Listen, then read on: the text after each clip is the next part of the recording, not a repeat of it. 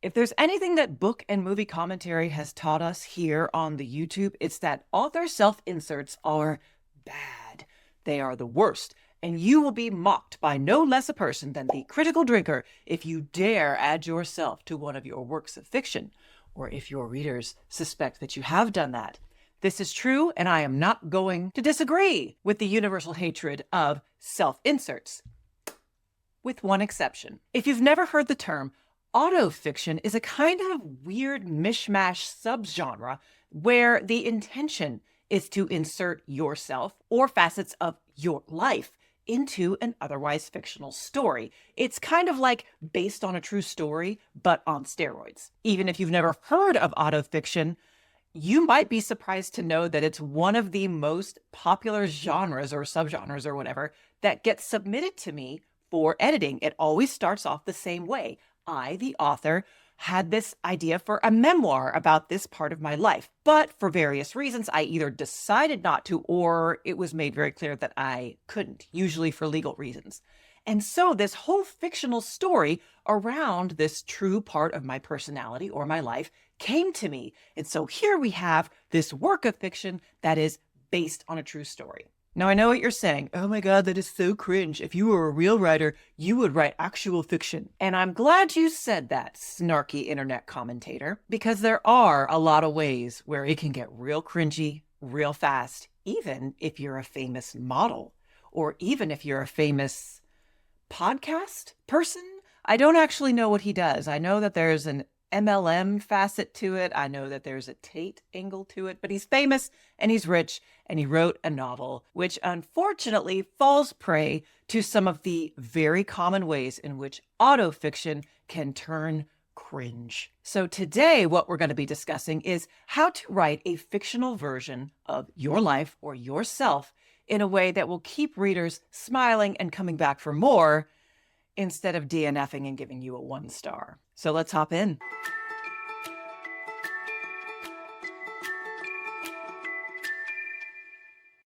Hello, Shameless Writers. I'm Kristen McTiernan, the nonsense-free editor, here for your weekly dose of writing and publishing wisdom.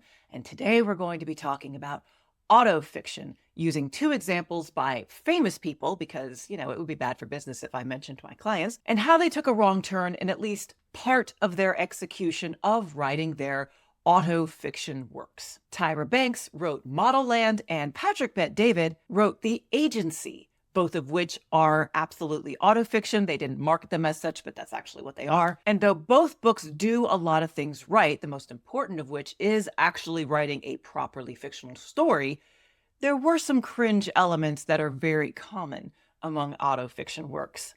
And we're going to discuss what those are. This is not a universal lambasting of either these people or their works. They do a lot of things right, but we are going to talk about the specific elements that you, as an author, can avoid, because you will not be given the grace that these rich and famous people were given for the few little slip-ups they had in their book.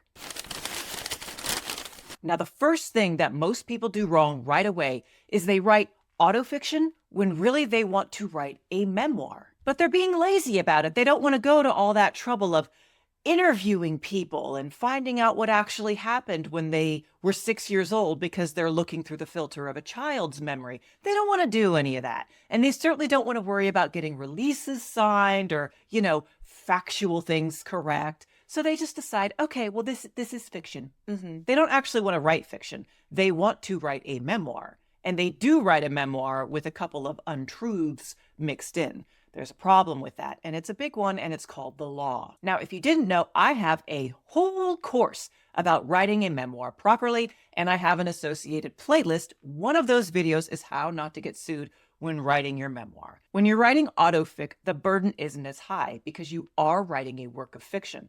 But here's where the problem comes in. If you, the author, actually want to write a memoir, if you write a work of fiction and 99.9% of the things are true, except there's this one person named Schmenifer, and she is a horrible person who does illegal and or immoral things, where if a real person, hypothetically named Jennifer, who was your best friend for 30 years, if Jennifer did those things, like she would lose business or her reputation would suffer, basically it's a problem. You know, if anybody knew that Schmenifer was actually Jennifer, your easily identifiable BFF for 30 years, oh my God, Jennifer might have some real-world consequences to your possibly malicious portrayal of her in your work of fiction. You see where the problem is, okay? Don't write something that's 99.9% true except for Jennifer is Schmenifer. You're gonna get sued, bro. Don't do it. If you're writing autofiction, make it fiction. The truth elements of autofiction should be a sprinkling, whereas if you're writing a memoir, the things that aren't quite true, the characters who have been amalgamated, the settings that have been changed to disguise people, things like that. The fiction should be a sprinkling in a memoir. In autofiction, the fact should be a sprinkling. It's a very important distinction, so decide which one you want to write before you get started. Going along with that, if you're writing fiction, you need to go all in with fiction. That means constructing a satisfying plot arc. You can choose the genre of your autofiction. You're not relegated to just one. You can do fantasy, you can do sci-fi, you can do contemporary. It doesn't matter. What matters is that you get the plot elements right, the character elements right, and that you stick to the genre conventions of the genre you've chosen, just like writing any other novel. The problem comes in that when you're writing yourself, or a reasonable facsimile of yourself, there are two big hiccups that come in, and it's so cringe. And as it happens, our two famous people did those two things, hence why I chose them. The big stumbling block in autofiction when writing the character who's based on you is making them a Mary Sue or a Gary Stu. Huge problem and very, very common because we all think that we're the good guy in our own story, don't we? And, you know, you're writing the story, you're writing a fiction, even if you weren't the good guy in real life, you're gonna be the good guy in the book. Fair enough. But when describing this character that's based on yourself, there are two big problems. The first is going full Buffalo Bill and describing yourself the way that you would describe someone that you want to nail. Physical descriptions can be tough for authors, but especially so when describing yourself. A good rule of thumb is don't describe yourself as someone that you'd like to fuck. Unless, of course, you are writing an erotic thriller. And unfortunately, Patrick Bet-David did not get that memo. Here's how the book describes Asher as he rides his motorcycle. The helmet hid his olive-skinned face, a scruffy beard, and dark shadows under his large brown eyes. He was 18 years old, tall and fit, all his muscles taut now as he strained against the motorcycle. A few years back, he joined a boxing gym, marveled at the way his young body turned shredded from consistent work at the weights and in the ring. He loved the feel of his fists against the heavy bag, and even more, against the headgear of his sparring partners. They told him not to come back until he could control his anger, so he'd never gone back. In addition to being a badass, we find out that Asher is constantly hooking up with women, and in a way where they know he's not using them for sex, so their feelings are never hurt. Now, I don't want to give you the impression that all autofic authors are like narcissists or obsessed with themselves. That's not what's happening. Sometimes it goes the complete opposite way, as in the case of Tyra Banks, who went way above and beyond, describing herself, insert character, as gawky and, though appealing, weirdly unattractive if you looked at her too close. It was weird, but it's common. Toki de la Creme has one of the most descriptive and cruelest introductions I can think of for any character ever. Have you seen her? The girl whose face not even the meanest person you know would describe as yuck, but who you'd never in a million, no, a trillion years describe as alluring either. The girl whose eyes are 3 centimeters too far apart and whose mouth is 4 centimeters too wide.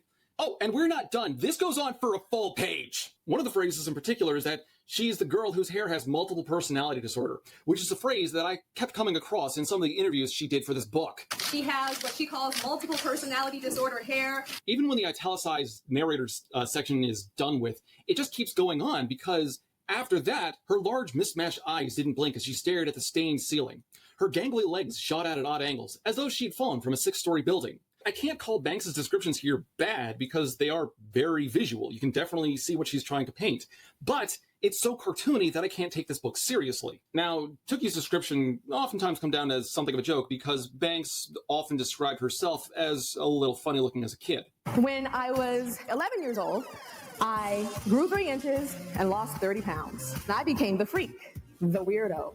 And on top of that, for some reason, my forehead kept growing faster than the rest of my body. Toki calls herself a forget-a-girl because she doesn't meet the usual beauty standards that are demanded of kids at her country, kingdom, continent, whatever. It's not really clear. Going along with the physical descriptions, there is a tendency of a lot of authors to go full Gary Stu or Mary Sue. This goes along with a general lack of emotional honesty. Some people, when writing about an idealized, fictionalized version of themselves or their own past, have a difficult time looking at themselves as complete human beings. They can only look at themselves through the lens of how they perceived their interactions at that time.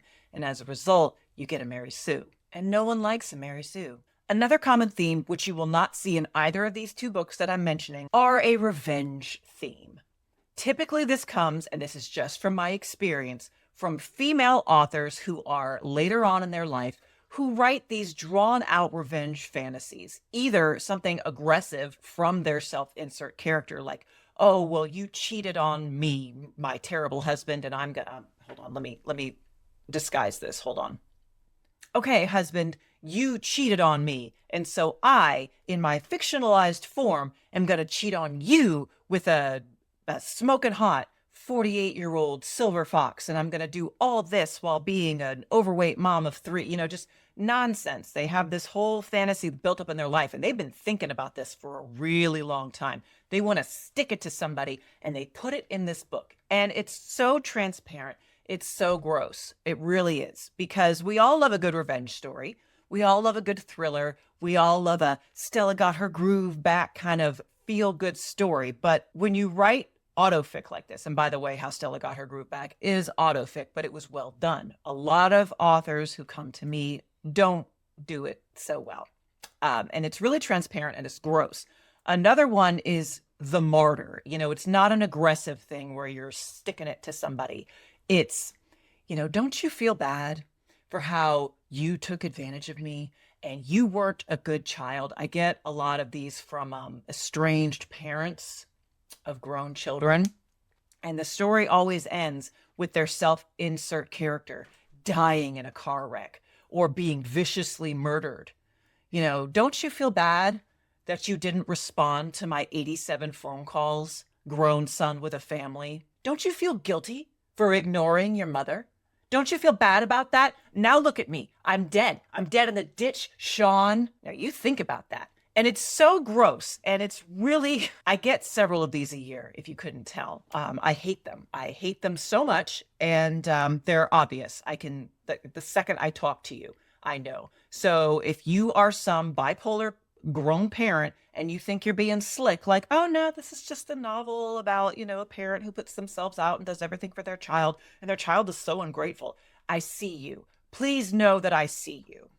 I'll take your money, but I see you. Like I said, PBD and Tyra did not do this. They did not have any really gross elements where you're like, somebody has some hangups. So plot-wise, there was a lot going on there. There was a lot. And grandiosity in the stakes and the settings is kind of something you see in autofiction, but I'm really not mad about it. Tyra, for instance, has a very in-depth fantasy setting, okay? And I'm not mad about her setting. The only problem with Tyra, and this is a common one, a lot of info dumping. This is common with new authors in particular of fiction. They're so afraid that the reader will forget some very important element of the world building that they need to constantly remind them from it. And Tyra did this in spades. And finally, going on with this grandiosity theme, and Tyra didn't do this, but PBD did.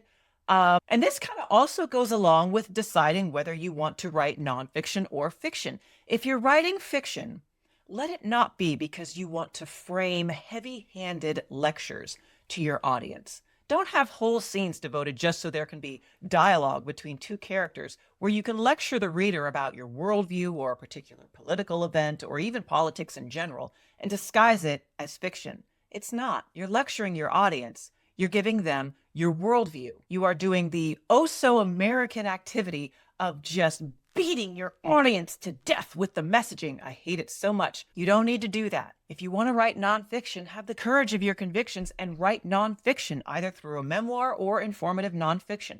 Pull a Glenn Beck. Write one of those books, okay? If you want to lecture your audience, then there's a market for that, I assure you. Just do that. You don't need to frame it in fiction. If you're writing fiction, write fiction. So if you decided to write autofiction and not a memoir, how do you write non-cringe autofiction? The good news is it's just as easy, or as hard, as writing any other type of fiction. The only difference is you need to maintain that emotional distance, particularly when the character is based on you or on someone who is close to you. Make that person a real person. Make sure that they have vulnerabilities and weaknesses. They could be the same vulnerabilities and weaknesses that you have, or you can give yourself a fake one. The great thing about autofiction as opposed to a memoir is you don't have to be as emotionally real and raw. You don't have to lay yourself bare to your reader. You can create a whole different set of flaws that you don't have. So if you struggle with anger, you don't have to include that in the book. You can make yourself or your self-insert maybe someone who struggles with addiction or with emotional intimacy. You know, you have a really good thing going with the girl you're dating and then you just run. You've never done that in real life, but the character that you've created based on yourself does. And that can be a part of the arc for that character. It doesn't have to mirror your real life struggles because those are only the reader's business if you make them that way. It's okay. It's fiction. My final piece of advice is make sure that your story, whatever it's about, whatever genre it's in, is grounded in emotional truth. When fictionalizing your story, ask yourself, what emotional truth am I serving? Is this just my emotional truth where I am engaging in wish fulfillment that serves no one else on the planet anything? And if so, that's okay, but that's called a diary entry, a very long one. That's fine. How will this resonate with the reader? How will this help them? How will it inspire them? How will it make them laugh, depending on what you're going for? Ask yourself what this does for a stranger. That's the important part of writing fiction.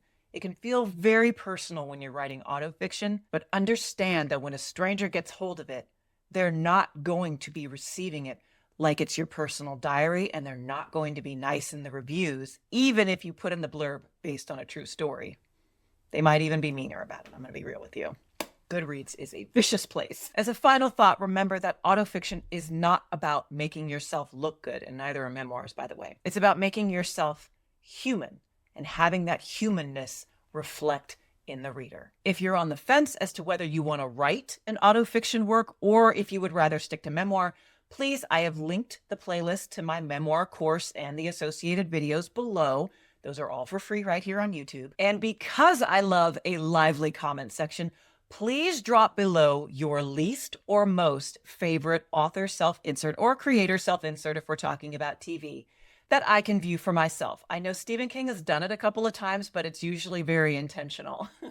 I want to know the cringe ones. What book were you reading? What movie were you watching where you were like, that is definitely an author self-insert and I do not approve. I need to hear about all of them because I need a good laugh today. So that's all I have for this week. Until next week, take care and write well.